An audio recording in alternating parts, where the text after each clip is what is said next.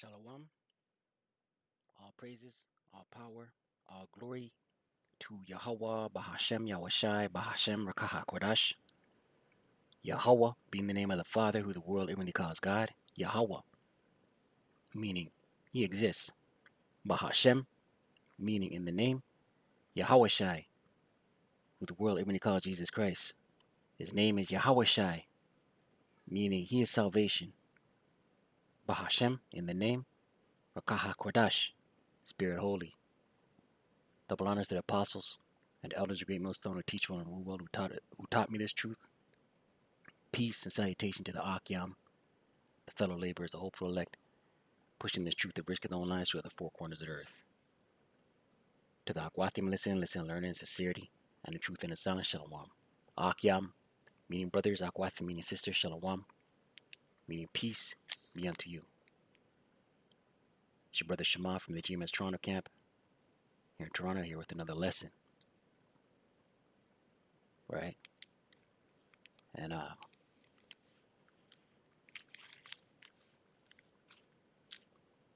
the Lord, Yahweh Shai, is going to be the hedge, the protection of his elect, the Lord willing, wherever that number, the men of the Lord, their households, the body of believers,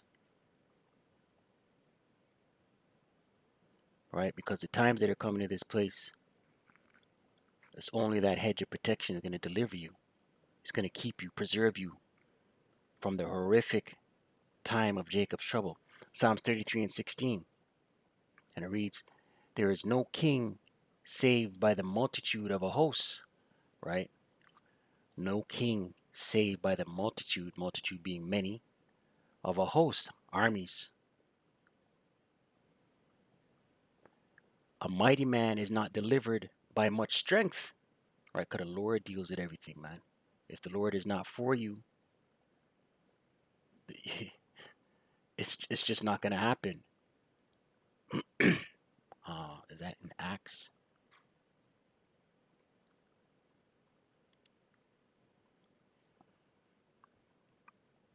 And there's another one in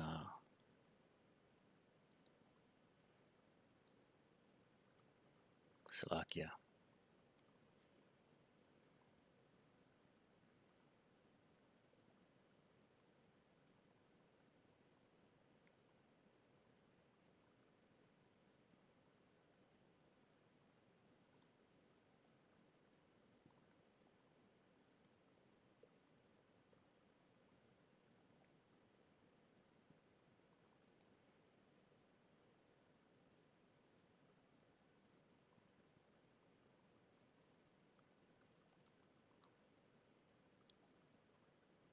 Slovakia.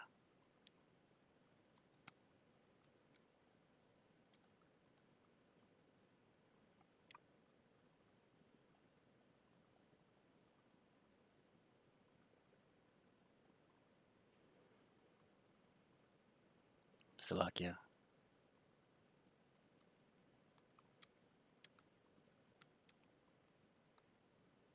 Right? Because you need the Lord. Romans 8 and 30, Romans 8 and 31. And it reads, what shall we then say to these things? Romans 8 and 30. Moreover, whom he did predestinate, right? The Lord pre-chose his elect. Them he also called, the elect are called. And whom he called, them he also justified. And whom he justified, them he also glorified. Here's the point. What shall we then say to these things? If Yahweh B'Shem Yahushai be for us, who can be against us, right? So if the Lord is not for you, you'll be trodden. You'll be deleted. You'll fall in the scourge, the flood. You'll be taken.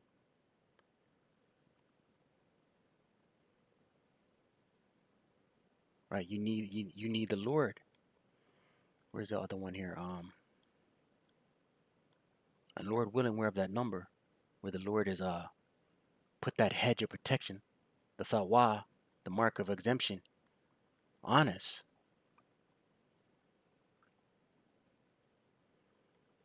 Acts 5 verse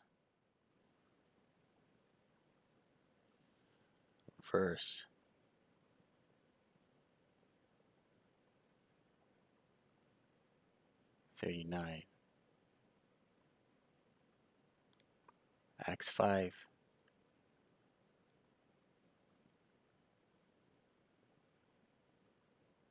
Acts 5 verse 39. Verse 38. And now I say unto you, refrain from these men and let them alone. For if this counsel or this work, matter of fact, we'll read up to get some context. Right, and this is Paul speaking about the uprisings in Israel at the time, right?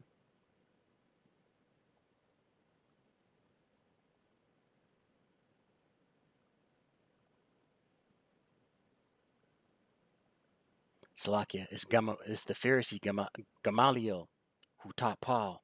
He's speaking, right? Acts 5 and 34. Then stood there up one in the council, a Pharisee named Gamaliel, a doctor of the law, had in reputation among all the people, and commanded to put the apostles forth a little space, and said unto them, Ye men of Israel, right? So Gamaliel is speaking to the Israelites, Israel being a people before it's a place. Take heed to yourselves what ye intend to do as touching these men. For before these days rose up Theudas, boasting himself to be somebody, to whom a number of men, about 400, joined themselves, right? And we see that happening today. You know, there's teachers within Israel who've boasted themselves to be somebody. They've heaped disciples unto themselves, and they have many followers, many numbers following them, right?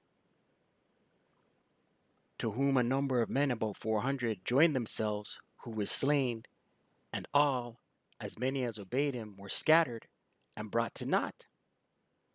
After this man rose up Judas of Galilee in the days of the taxing, and he drew away much people after him.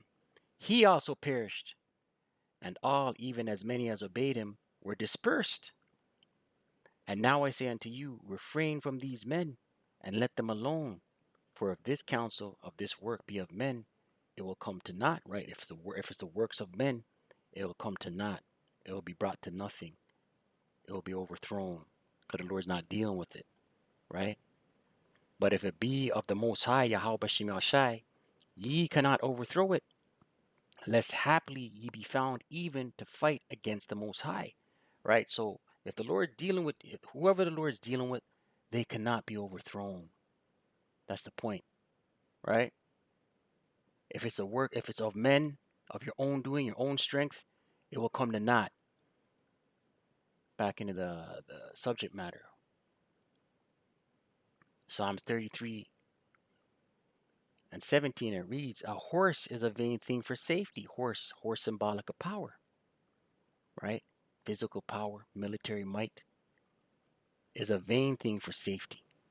Neither shall he deliver any by his great strength. Behold, the eye of the Lord Yahweh is upon them that fear him, right? And who fears the Lord Yahweh Shemel Shai? The elect. That's who the Lord's dealing with. Lord willing, we're of that number. Upon them that hope in his mercy, right? And the elect have hope in his mercy, right? 2/3 of our people, they care of the vain things of this world. They care of their cares of money and personal gain and self. What's in it for me? To deliver their soul from death and to keep them alive in famine, right? To deliver their soul from death, the elect, and to keep them alive in famine, right? And famine is here. It just hasn't manifested to the worldwide catastrophic scale yet, man. But it's here. Food shortage is here, man. Right? Scriptures say, "My servants shall eat." Right? And why is it? Why is the Lord's servants going to eat? Because the Lord is going to be dealing with His men, the elect, the body of believers, the helps, the households of the elect. The Lord is going to be dealing with them in the time of great famine. Right? The time of Jacob's trouble is not going to be a joke. Isaiah 65,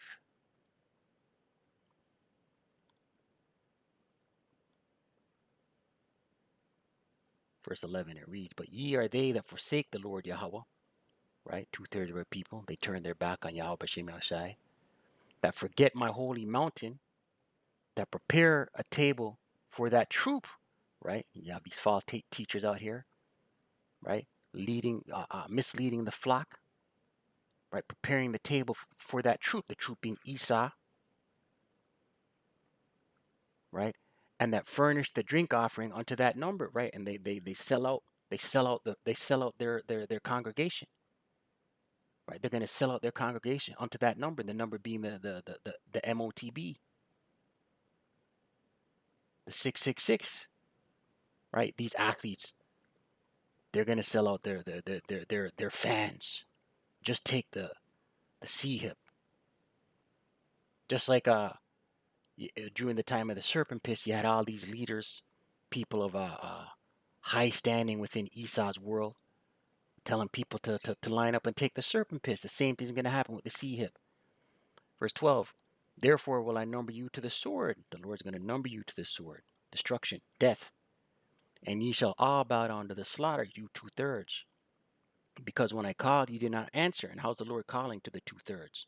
Via the mouths of the prophets, the highways, the byways, the hedges, the unicorn, the internet, these video epistles. But they're going to not take heed. 2/3 of our people are not going to take heed. They're not going to repent. "When I spake, ye did not hear, but did evil before mine eyes, and did choose that wherein I delighted not." Right? You chose Baphomet and Buddha and Serapis Christos. You chose Kemet.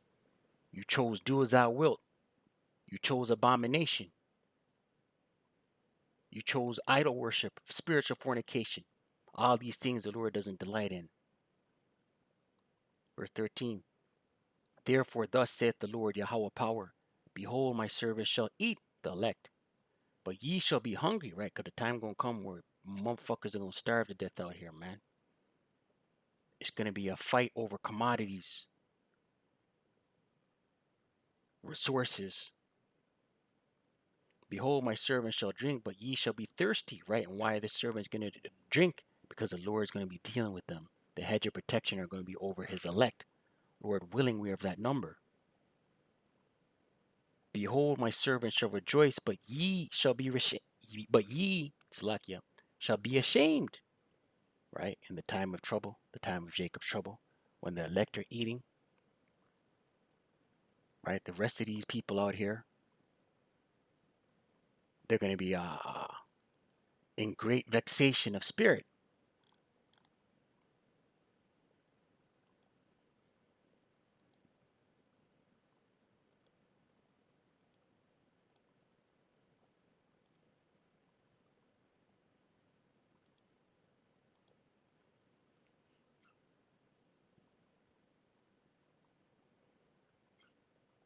Back in Isaiah 65, 14th verse, "Behold, my servant shall sing for joy of heart, but ye shall cry for sorrow of heart, and shall howl for vexation of spirit," right? You 2/3 out here, you're going to howl. Let's look at this word howl. Strong's H3213. Y'all. Strong's H3213. Yalal. A primitive root to howl with a wailing tone, or yell with a boisterous one. Make to howl, be howling, right? From vexation of spirit, from suffering. Right? The Lord's not, listen. It's going to be known in that day who the Lord is dealing with, man. Right? Second Ezra 2, verse 26.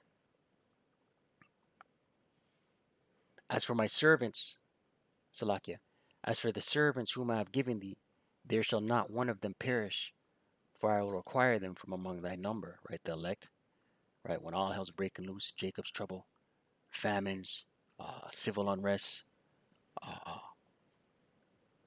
uh, Gurga troops, FEMA camps, shipping stations. The Lord is going to require his elect from among all the destruction that's taken place. Be not weary, for when the day of trouble, Jacob's trouble, and heaviness cometh, others shall weep and be sorrowful, right? These heathen nations, they're going to be weeping and sorrowful. 2/3 of our people, same thing. But thou shalt be merry and have abundance, right? The elect are going to be taken care of. The elect will eat, just like the time of the Exodus from Egypt. They were given manna to eat, right? Verse 28, the heathen shall envy thee, these other nations, but they shall be able to do nothing against thee, saith the Lord Yahweh Bashem Yahushai, right? The division, the Lord is going to make it clear as day who he's dealing with, right? That's why the Isaiah 4:1 going to take place. 7 women shall take hold of one man, because it's going to be clear as day who the Lord Yahweh Bashem Yahushai is walking with in that day. Verse 29, my hand shall cover thee, so that thy children shall not see hell. Hell being a condition, right? Hell being the grave, right? And what's the condition what's the condition of Jacob's trouble going to be? Mass death, civil unrest, famine, FEMA camps, shipping stations,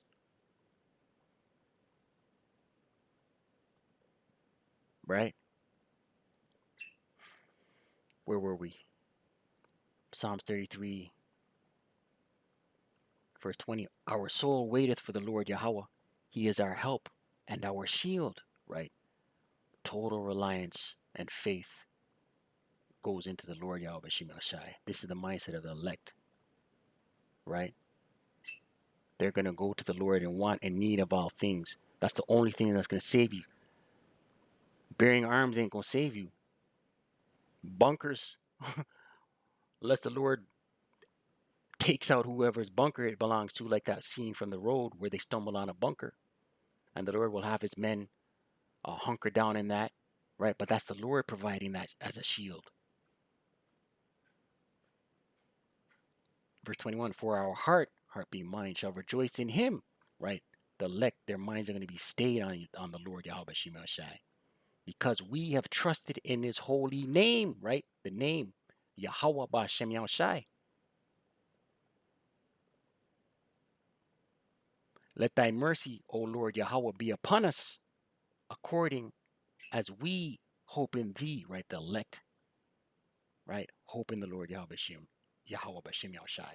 Call on the Lord Yahweh Ba'Shem Yahushai, right? Not Jebus, not Serapis,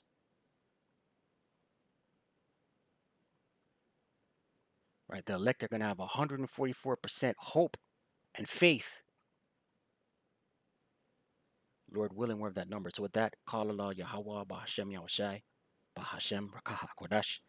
Double honors to the apostles and elders of Great Millstone who teach one and rule well. Shalom to the hopeful elect.